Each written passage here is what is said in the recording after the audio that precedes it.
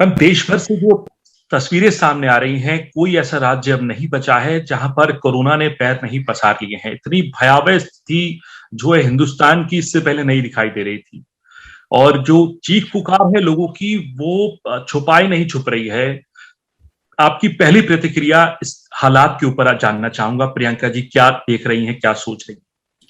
देखिए, सबसे पहले तो मैं कहना चाहूंगी कि जो जैसे आपने कहा, एक भयावह स्थिति पैदा हो चुकी है। हर घर में किसी ना किसी को कोरोना हुआ है, कोई ना कोई संक्रमित है। हर परिवार के सामने ये स्थिति पैदा हो रही है कि किस तरह से हम मेडिकेशन दिलवाएं, किस तरह से हॉस्पिटल में बेड दिलवाएं, किस तरह से ऑक्सीजन उपलब्ध होगा।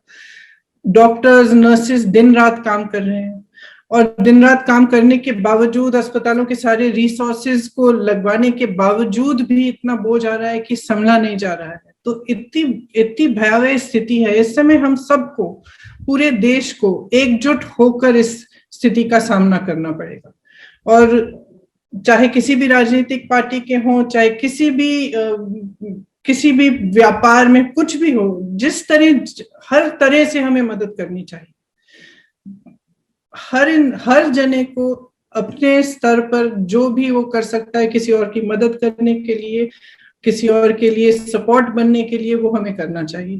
तो मैं तो सबसे पहले तो धन्यवाद देना चाहती हूँ कि जितने भी डॉक्टर्स हैं, नर्सेज हैं, जो दिन रात काम कर रहे हैं, उनकी भी परिस्थितियां बहुत ही मुश्किल हैं। उनके परिवार भी उनके बारे में बहुत ही वरिड होंगे। और मैं सबसे पहले तो उनको धन्यवाद देना चाहती हूँ, और उन सबको धन्यवाद देना चाहती हूँ जो आज फ्रंट लाइंस पे इस देश के लिए लड़ रहे हैं।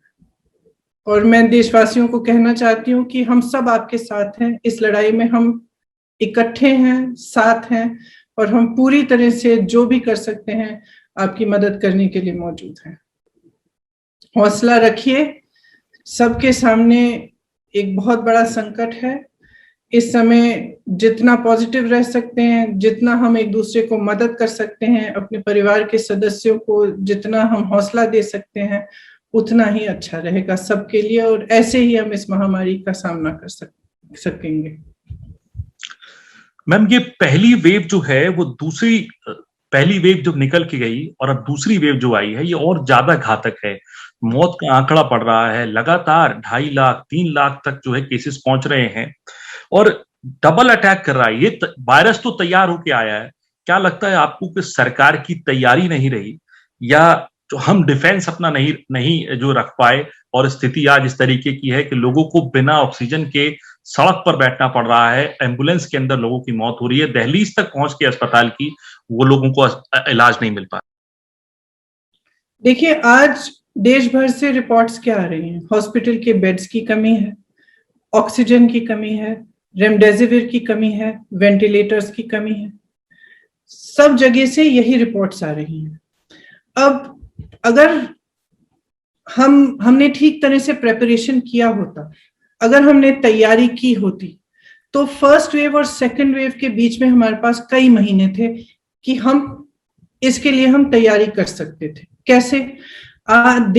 हमारा देश जो है ऑक्सीजन का सबसे बड़ा मैन्युफैक्चरर है। India's production capacity for oxygen is one of the largest in the world. फिर ऑक्सीजन की कमी क्यों हो रही है? क्योंकि उसको ट्रांसपोर्ट करने की सुविधा नहीं बनाई गई है। आपके पास 8-9 महीने थे, आपको मालूम था, आपके अपने सीरो सर्वेज कह रहे थे कि एक सेकंड वेव आने वाली है, आपने उसको इग्नोर किया। आपके पास समय था, आप ये सुविधा बनवा सकते थे, वॉर फुटिंग पर करा सकते थे। आज स्थिति ये है कि हिंदुस्तान में मात्र 2000 ऐसी ट्रकें हैं जो ऑक्सीजन को ट्रांसपोर्ट कर सकती हैं। तो आप समझ सकते हैं कि कितनी बड़ी त्रासदी ये है कि देश में ऑक्सीजन उपलब्ध है, लेकिन जहां पहुंचना चाहिए वहां पहुंच नहीं पा रहा है। आप रेमडेसिविर को देखिए। रेमडेसिविर आज एक एक जना मांग रहा है, ढूंढ रहा है कि कहां से मिलेगी, कैसे मिलेगी। 1.1 million remdesivir injections were exported.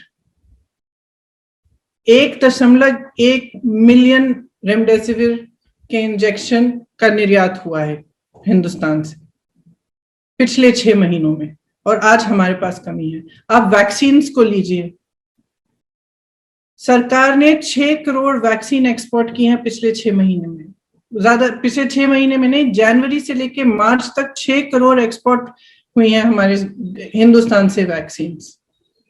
और उसी समय में 3 से 4 करोड़ हिंदुस्तानियों को वैक्सीन दी आपने।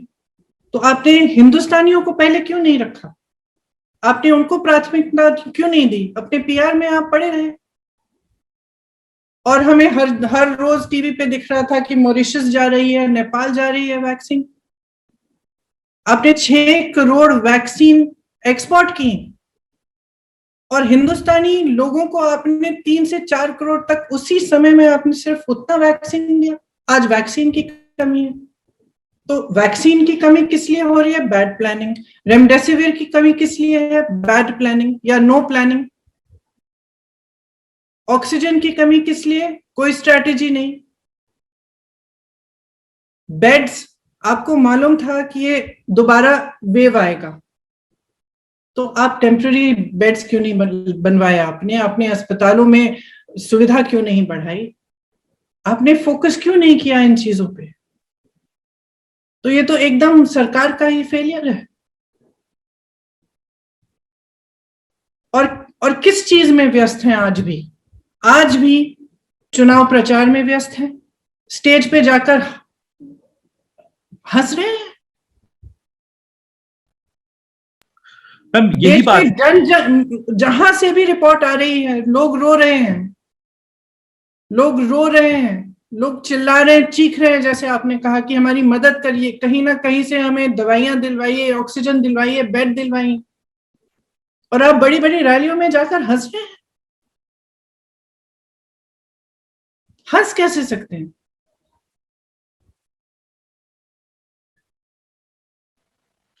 मैम यही मेरा सवाल है कि चुनावी रैलियों को क्यों नहीं कोरोना छू रहा है, या उन राज्यों में कैसे कह सकते हैं कि नहीं छू रहा है? कोई जाके चुनावी रैलियों में टेस्ट करा रहा है? कोई चेक कर रहा है कि इतनी बड़ी भीड़ इकट्ठी हो रही है, 40,000 लोग, 30,000 लोग इकट्ठे हो रहे हैं, आपने अभी तक नहीं किया, अब तो करिए, अब तो रोकिए। जब ये संक्रमण इतना बढ़ गया है, आप यूपी के आंकड़े देखिए, 4 तारीख या 5 तारीख से 16 तारीख तक 7 गुना संक्रमण बढ़े हैं। तो इसी तरह से पूरे देश में बढ़ रहे हैं, और जब इतना बढ़ रहा है तब तो रुक जाइए ना। उत्तर प्रदेश के अंदर लगातार आंकड़े बढ़ रहे हैं, जबकि टेस्ट की संख्या नहीं बढ़ी है। और सबसे ज्यादा जो अभी हम असेसमेंट लगती है, वो ये लगती है कि पहली वेव में ये संक्रमण, ये वायरस सिटीज में था, आज ये देहात तक पहुंच गया है। शायद ही कोई ऐसा जिला बचा है उत्तर प्रदेश का जहां से नंबर्स ना बढ़ रहे हों, और टेस्टिंग ना होने की बात, एडमिशन ना होने की बात, और ऑक्सीजन ना होने की बात सामने आ रही हो। तैयारियों को कैसे देखती हैं आप उत्तर प्रदेश सरकार की, और उनके दावों को कैसे देखती हैं? तो वो कह रहे हैं कि हम लोग टेस्टिंग बढ़ा रहे हैं, पूरी तरीके से सरकार मुस्तैद है। देखिए, उनके दावों के बारे में तो कम ही बोला जाए, क्योंकि उन्हीं का जो सीरो सर्वे है उसके मुताबिक, जो अक्टूबर नवंबर के समय का सीरो सर्वे है, उसके मुताबिक 5 करोड़ लोगों को तकरीबन, उन्होंने कहा था 5 करोड़ लोग कांटेक्ट आए हैं, इस वायरस के कांटेक्ट में आए हैं उस समय। और उन्होंने रिकमेंडेशन दिया था कि टेस्टिंग आप एकदम रैंप अप कर लीजिए, ज्यादा से ज्यादा बढ़ा दीजिए। यूपी सरकार ने क्या किया? यूपी सरकार ने 70% एंटीजन टेस्टिंग शुरू की। मतलब है कि जो एक्चुअल टेस्ट है, जो आरटीपीसीआर का टेस्ट है, वो सिर्फ 30% हो रहा है आज यूपी में। उस समय उन्होंने क्यों नहीं बढ़ाया? उसको बढ़ाने के बजाय एंटीजन टेस्ट क्यों शुरू किया? अपने आंकड़ों को कम करने के लिए। आज भी प्राइवेट लैब्स में तरह तरह के रिपोर्ट आ रहे हैं हर जगह से कि प्राइवेट लैब्स को कहा गया है कि आप टेस्टिंग बंद करिए। किस लिए? किस लिए? टेस्टिंग से ही तो जान बचेगी। तो क्या जनता की जान महत्वपूर्ण है, लोगों की जान महत्वपूर्ण है, कि फिर आपके आंकड़े महत्वपूर्ण है? कि आपकी सरकार की इमेज महत्वपूर्ण है। तो देखिए, ये समय है, यूपी में कोई अलग स्थिति नहीं है पूरे देश से, सिर्फ ये है कि और भी भयानक स्थिति है। बट जो प्लानिंग स्ट्रैटेजी की जो स्थिति है वही है जो जो केंद्र सरकार की है, मतलब कि की ही नहीं गई है। ना बेड्स उपलब्ध कराए इन्होंने, महीने पड़े थे, स्टेडियम्स हैं आपके पास, इतनी मतलब इतनी सुविधाएं हैं, वो सुविधाएं आपने बेड्स को इंक्रीज करने के लिए क्यों नहीं डाली? आपने ऑक्सीजन का सप्लाई इंक्रीज करने के लिए क्यों नहीं किया?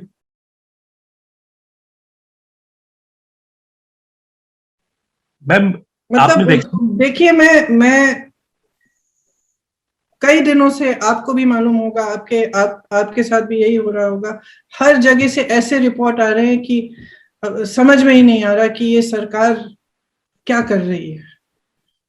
शमशान घाटों पर इतनी भीड़ लगी हुई है, लोग कूपन्स लेके खड़े हुए हैं।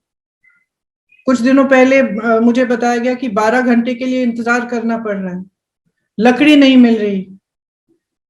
मतलब ये स्थिति आ गई कि हम लोग सोच रहे थे कि किस तरह से हम मदद करें, क्या हम किसी भी तरह से कोई लकड़ी उपलब्ध करा सकते हैं, कुछ कर सकते हैं, और हम खुद सोच रहे हैं कि हम क्या करें इस स्थिति में। जो सरकार को करना चाहिए था, सरकार नहीं कर रही है।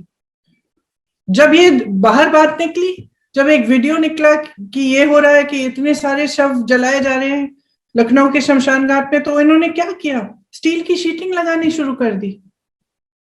किससे छिपा रहे हैं? पब्लिक तो देख रही, पब्लिक तो जी रही है ना, पब्लिक त्राही है। अस्पतालों के बाहर बैठ के रो कौन रहा है? तो आप पब्लिक से क्या छुपाना चाहते हैं? इस समय मैं, देखिए, पूरी सकारात्मक तरह से ये कह रही हूं, मैं बिल्कुल क्रिटिसिज्म के तौर पर नहीं कह रही हूं, मैं सकारात्मक तरह से, कंस्ट्रक्टिव तरह से ये कह रही हूं, भगवान के लिए सरकार कुछ करे, जितनी भी उनके पास रिसोर्सेज है वो कोरोना की लड़ाई में डाले। जब लोगों को पता चलेगा कि ये आंकड़े हैं, जब लोगों को सच्चाई पता चलेगी, तो लोग अपने आप को बचाने की कोशिश करेंगे, लोग घर पे रहेंगे। टेस्टिंग बढ़ाइए ताकि आपको, लोगों को मदद हो, उनको पता चले कि हाँ, हम संक्रमित हैं, हमें बाहर नहीं जाना है, हमें दवाइयां दिलवाइए, बेड्स दिलवाइए, ऑक्सीजन दिलवाइए। अभी भी किया जा सकता है, अभी भी ऑक्सीजन की सुविधा बनाई जा सकती है। अगर केंद्र सरकार अपना मन बनाए तो अभी भी तमाम ऐसे रिसोर्सेज हैं सरकार के पास कि उसके ट्रांसपोर्टेशन में डाली जा सकती हैं, अभी भी किया जा सकता है। तो अगर आप मेरे से ये पूछें कि प्रेपरेशन नहीं था, वो तो स्पष्ट है।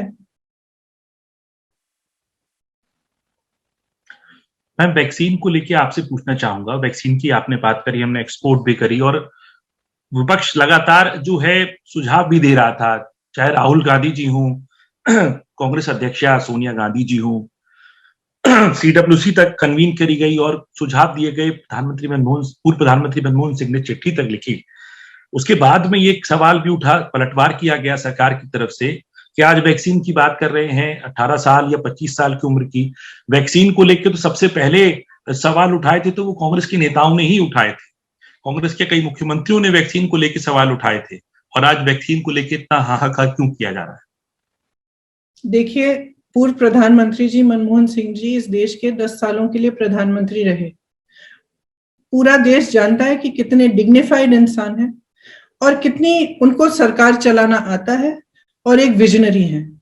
अगर वो आपको सुझाव दे रहे हैं इस समय, जबकि देश इतनी बड़ी महामारी से जूझ रहा है, इतना बड़ा संकट है हमारे सामने, अगर वो सुझाव दे रहे हैं तो उस सुझाव को उसी डिग्निटी के साथ, उसी ग्रेस के साथ लीजिए जिस तरह से उसको वो सुझाव दिया जा रहा है। हर पॉलिटिकल पार्टी का आज यही धर्म है और यही ड्यूटी है, हम सब एक होकर, राजनीति से परे हटकर एक होकर इस महामारी का सामना करें। मैं आखिरी सवाल आपसे पूछना चाहूंगा। राहुल गांधी जो पूर्व अध्यक्ष हैं कांग्रेस पार्टी के, पहली वेव से पहले भी पिछले साल फरवरी में उन्होंने चेताया था सरकार को, तमाम बातें लगी थी। उसके बाद कई प्रेस कॉन्फ्रेंसेस के जरिए उन्होंने कहा कि हमें वायरस को चेज नहीं करना है, वायरस से आगे रहना है। आज भी उन्होंने बात कई बार कही है, बाकायदा चिट्ठी लिख के प्रधानमंत्री से कहा। क्या लगता है आपको कि सरकार ने उनकी बातों को संजीदगी से नहीं लिया? क्या ये सरकार की उदासीनता लगती है आपको, या कोई अहंकार लगता है? और एक डेमोक्रेटिक सिस्टम में अपोजिशन से संवाद क्या होना चाहिए इतने बड़े इशू पे, कि जब एक अनप्रेसिडेंटेड सिचुएशन है इस देश के अंदर, तो वहां डेमोक्रेसी की वैल्यू जो अपोजिशन और सत्ता पक्ष और विपक्ष को साथ लेकर चलनी चाहिए, वो आपको लगता है कहीं मिसिंग है? देखिए, ये सरकार आईएसआई से बात कर सकती है। दुबई में इनका वार्तालाप चल रहा है आईएसआई के साथ। विपक्ष के नेताओं से बात नहीं कर सकती? जब विपक्ष के नेता सिर्फ कंस्ट्रक्टिव सजेशंस दे रहे हैं, आज मैं नहीं समझती कि एक भी ऐसा विपक्ष का नेता है जो कंस्ट्रक्टिव और पॉजिटिव तरह से इनको सुझाव नहीं दे रहा। और सब कह रहे हैं, सब राजनीतिक पार्टियां कह रही हैं, हम साथ हैं आपके, हम सरकार के साथ हैं, हम देश के साथ हैं, हम मदद करना चाहते हैं, ये इस महामारी का सामना हमें इकट्ठे करना है। तो ये डेमोक्रेसी आपने कहा, लोकतंत्र है। लोकतंत्र में चर्चा से ही काम आगे बढ़ता है। लोकतंत्र में कभी कभी आलोचना भी सुननी पड़ती है, और खास तौर से ऐसे मौके पर जब पूरा देश इतनी बुरी परिस्थितियों से गुजर रहा है। ऐसे मौके पर ये तू मैं किसी को शोभा नहीं देता, किसी को। तो जब विपक्ष के नेता आपको सुझाव दे रहे हैं, तो इसीलिए दे रहे हैं क्योंकि कुछ ऐसी चीजें जो आपने की नहीं। जैसे मैं भी कह रही हूं, मैं किस लिए इतनी उत्तेजित पे कह रही हूं, क्योंकि जिन परिस्थितियों को हम देख रहे हैं, जो हो रहा है हमारे सामने, हम सबके साथ, इस महामारी ने किसी को नहीं छोड़ा है, सब हम देख रहे हैं। तो इन परिस्थितियों में नाराजगी तो होगी ना, कि क्यों नहीं किया? आपके पास समय था, आप पीआर में पड़े हैं, प्रचार में पड़े हैं। छोड़िए ये सब, छोड़िए ये सब। आज वो समय है जब आपको जनता के साथ होना है, साथ खड़े होना है। तो इसके लिए सबसे बड़ी चीज तो लोकतंत्र ही होती है। सबको जोड़िए ना, हम सबको जोड़िए, हम सब जुड़ जाएंगे। एक लड़ाई है। अब आप अगर देखिए, जैसे आप मेडिकल स्टाफ को लीजिए, अस्पतालों को लीजिए, संकट में है, सरकार को सपोर्ट करना चाहिए, आपने इंश्योरेंस हटा दी। तो अगर विपक्ष का नेता बोलेगा नहीं, आवाज नहीं उठाएगा, अगर मैं ये नहीं कहूंगी कि भाई हमारे पास ऑक्सीजन तो काफी, इसको ट्रांसपोर्ट करने की सुविधा बनाइए, तो कौन कहेगा? तो एक अहंकारी सरकार तो वो सरकार होती है जो किसी की नहीं सुनती। आज सिर्फ विपक्ष के नेता की बात नहीं नकारी जा रही, आज पूरे देश की बात नकारी जा रही है। हर एक इंसान रो रहा है, कह रहा है मेरी मदद कर। कौन मदद कर रहा है?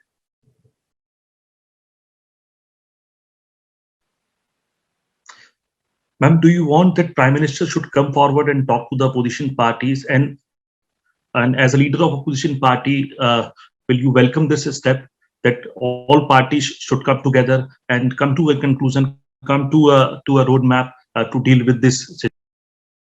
The Prime Minister needs to communicate with the public.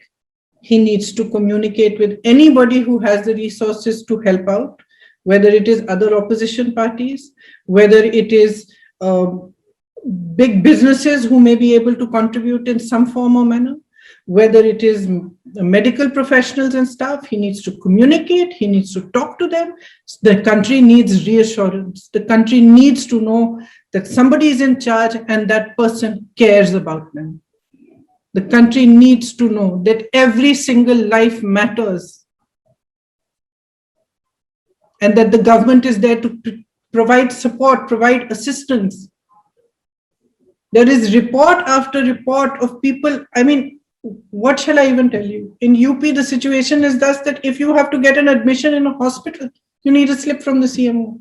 You need to go through a bureaucratic hurdle before you can get somebody admitted into a hospital, before he can get remdesivir administered. I have even written to the Chief Minister. The government cannot be an aggressor when there is such a massive aggressor in front of us already.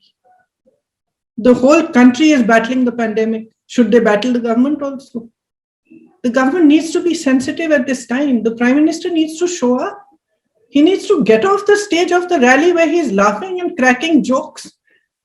He needs to get off and he needs to come here and sit in front of people and talk to them and tell them what he is doing. How is he going to save lives? There is a huge crisis in our country. And I'm sorry, but if you cannot see it and you're going to be blind and you're going to try to hide facts and you're going to do everything in your power to pretend it's not happening, then something's very, very wrong.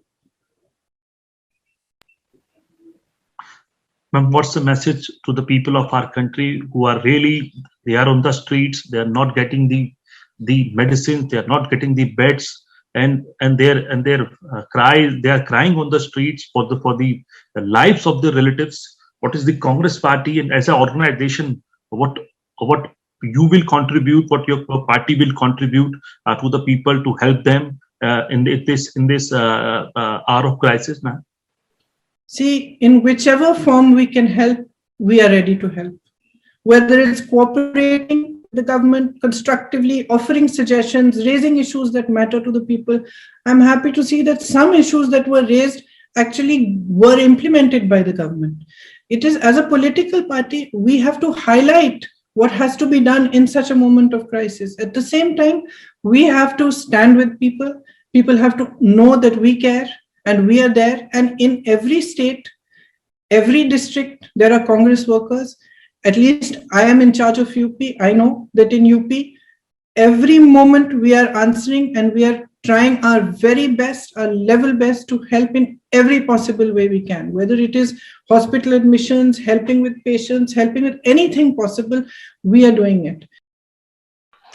Ma'am, before signing off, just want to ask one thing, because the virus has reached your home also. Mr. Rahul Gandhi has tested positive. How is he doing now? And how are you feeling about what about him, that he should be recovered as soon as possible?